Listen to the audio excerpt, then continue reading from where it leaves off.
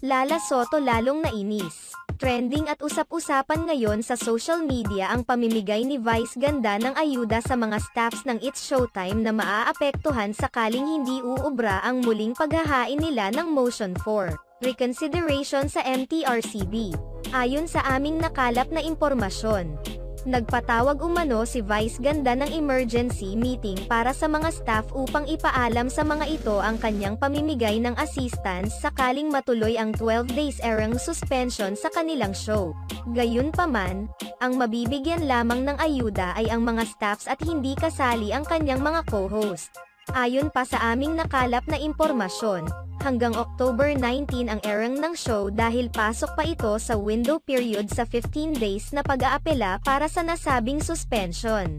Sa kabilang banda, tila naglabas naman ng isang cryptic message si Vice Ganda sa isang video na ibinahagi niya sa social